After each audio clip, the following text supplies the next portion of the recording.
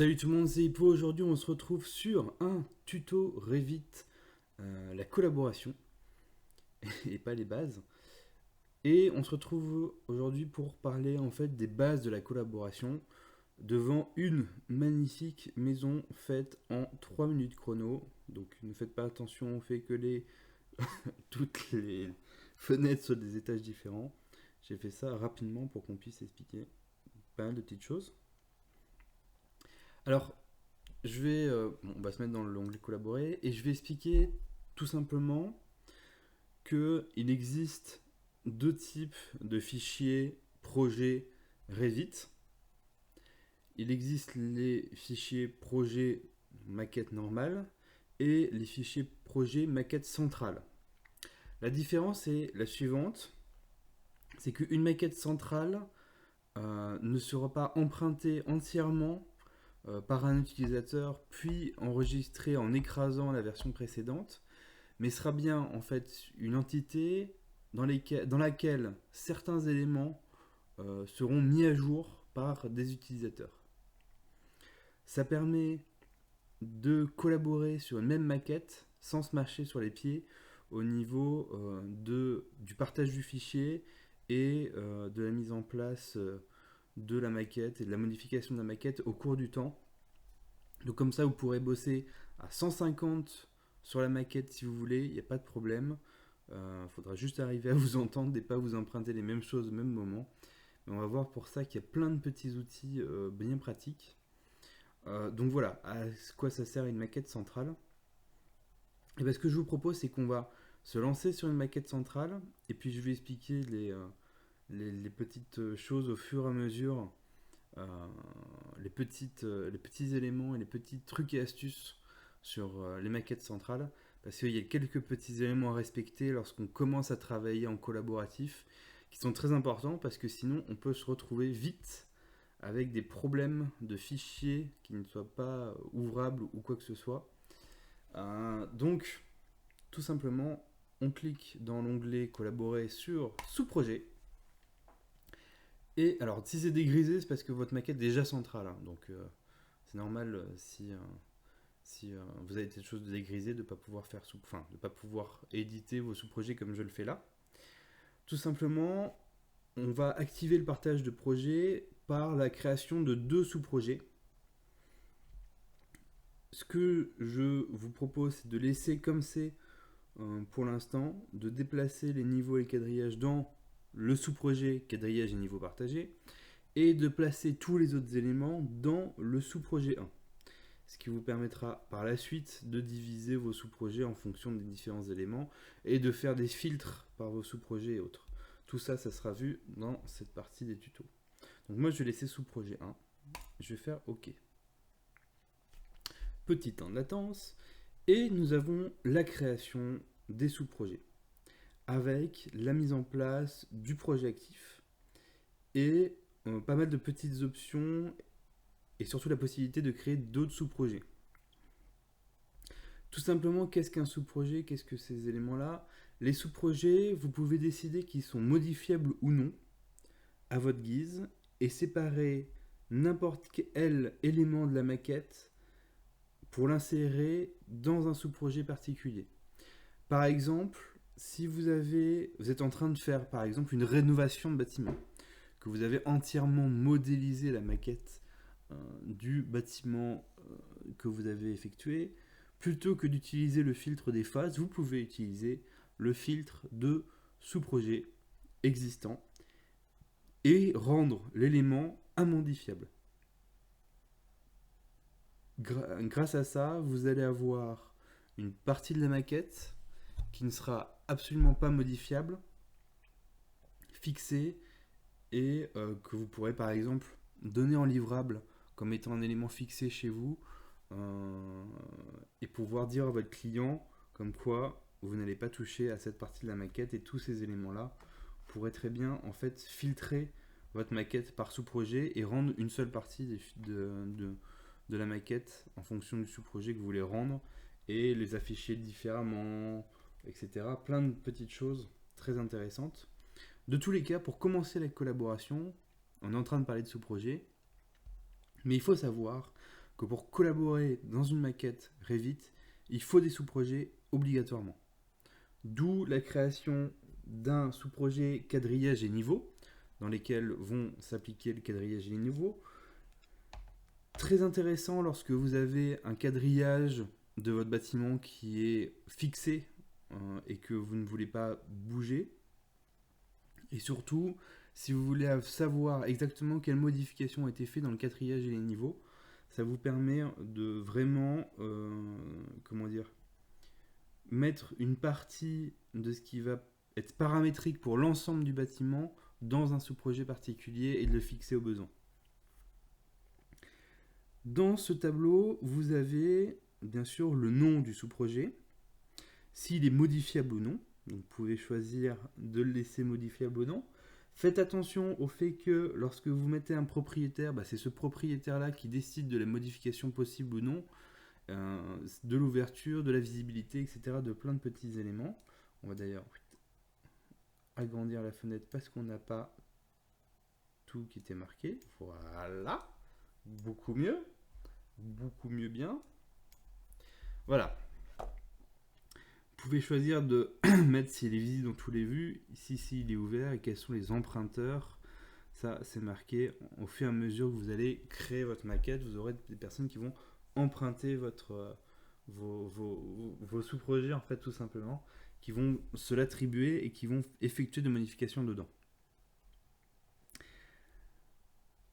Vous pouvez, afficher, bien entendu, un certain nombre de choses. La création par l'utilisateur, les normes du projet. Donc, par exemple, toutes les normes ici de paramètres et autres, vous pouvez les fixer. Toutes ces variantes, tous ces éléments-là. Voilà, et on retrouve quadrillage et niveau partagé, qui est l'un des sous-projets qui a été créé. Vous pouvez aussi mettre en sous-projet toutes les vues que vous avez créées, tous les éléments, et mettre si elles sont modifiables ou non, ce qui permet de fixer vos vues. Et vous pouvez aussi fixer vos familles en les mettant ici.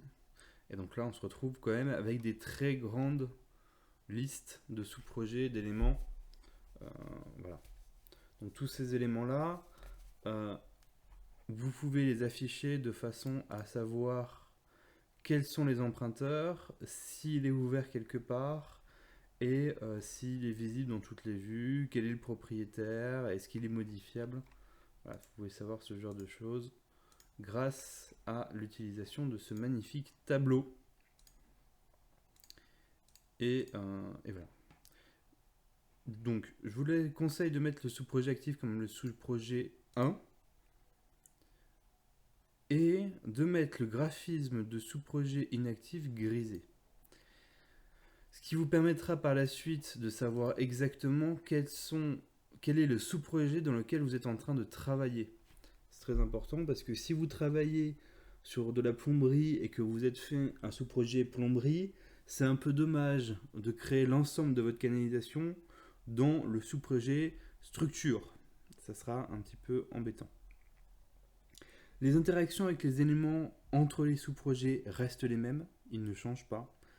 Si jamais vous avez une partie de votre canalisation dans le sous-projet plomberie parce qu'il donne sur une partie de CVC et que l'autre partie de la CVC est dans le sous-projet CVC, par exemple je pense à l'apport d'eau froide ou d'eau glacée, dans ce cas-là vous pouvez très bien mettre une partie de votre canalisation dans un sous-projet et l'autre dans un autre sous-projet. Il n'y aura pas de problème pour les connecter entre eux et pour avoir les sous-projets qui restent en place. On va cliquer sur OK. Et là, plein de petites choses se sont dégrisées. Mais la première chose que vous avez à faire, et ça c'est très important, vous devez enregistrer votre maquette comme étant maintenant une maquette centrale. Pour ce faire, vous allez enregistrer de la même façon que d'habitude. Moi, je vais faire enregistrer sous pour bien qu'on puisse voir la différence. Je vous conseille de toujours faire enregistrer sous, même si c'est pour écraser des choses, c'est quand même beaucoup plus pratique de voir ce que l'on fait. Donc moi, je l'avais appelé projet 1 et ben on va le laisser appeler projet 1, mais dans options, on va aller regarder. Et effectivement, est grisé et est coché le fait de définir ce projet comme une maquette centrale après l'enregistrement. Donc c'est-à-dire qu'après votre enregistrement que vous allez faire, votre maquette sera considérée comme un modèle central et non plus comme un fichier projet comme il l'était auparavant. Vous pouvez choisir, comme d'habitude, de l'avoir en fichier compact ou non. Mais vous pouvez surtout choisir quel sous-projet va être ouvert par défaut. Ce que je vous conseille, c'est d'avoir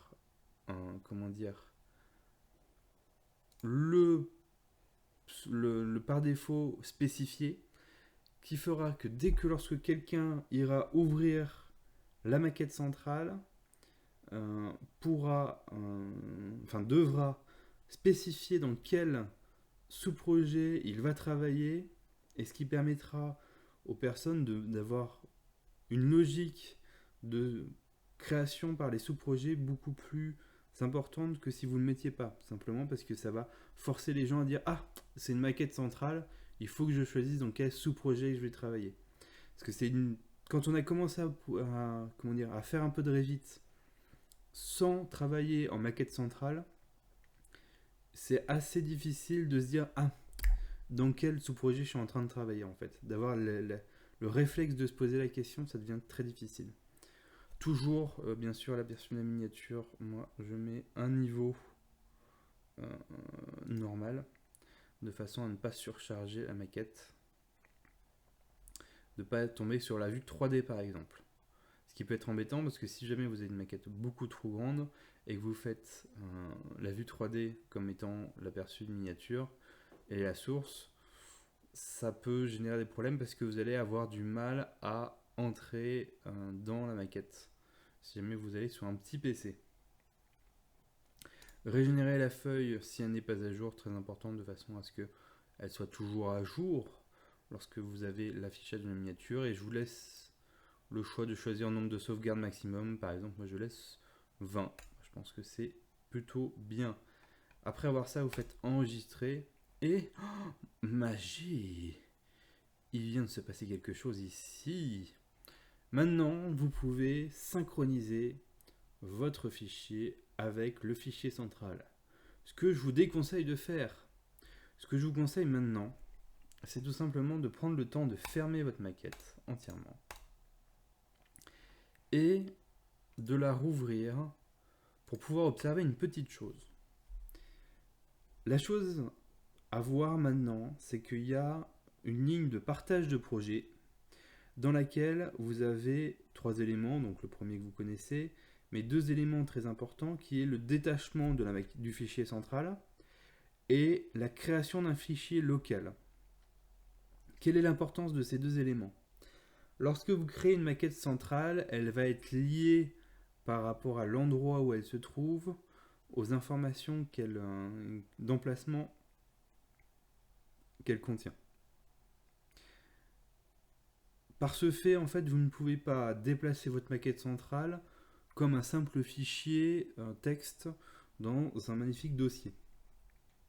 Pour ce faire, pour déplacer votre maquette centrale, vous devez la détacher du fichier central pour l'enregistrer en fait en maquette normale pour pouvoir après l'envoyer en livrable par exemple ou faire des modifications ou autre. Donc c'est très important que vous, si jamais vous voulez déplacer votre fichier, que vous le fassiez avec Revit ouvert et en ouvrant et fermant votre maquette. Tout simplement avec le fait de détacher votre projet. C'est très important. Ce qu'on va faire là maintenant, c'est qu'on ne va pas le faire ça. On va le faire juste après. Là, ce qu'on va faire, c'est qu'on va créer un fichier local. C'est-à-dire que on peut choisir de ne pas le faire. Je vous conseille de le faire, c'est très important. Notre fichier central va nous enregistrer un fichier qui va être placé en local, qui contient les mêmes informations que la maquette centrale, mais qui, par exemple, si jamais vous avez un problème de connexion avec la maquette centrale sur serveur, va permettre d'avoir un endroit sur lequel vous pourrez enregistrer quand même votre maquette et qui s'enregistrera de façon locale avant et après votre synchronisation avec la maquette centrale. Ça permettra par ailleurs de, si jamais vous avez un problème avec votre maquette centrale, d'avoir quand même une maquette locale sur votre PC. Et que tous vos collaborateurs aient une maquette locale avec des fois des petites différences d'heures et d'ouverture, ce qui est normal, mais chacun aura une sorte de sauvegarde de cette maquette centrale. Donc ce que je vais faire, c'est ouvrir tout simplement. Et là, il nous demande quel est le projet sur lequel nous allons travailler, comme je vous l'avais spécifié avant, ce qui permet d'avoir ce réflexe de travailler en sous-projet. Moi, ce que je vais faire, c'est que je vais prendre sous-projet 1 et je vais vous dire immédiatement que l'on se retrouve pour la prochaine vidéo pour la suite des explications sur la maquette centrale. Très important. Allez, à plus.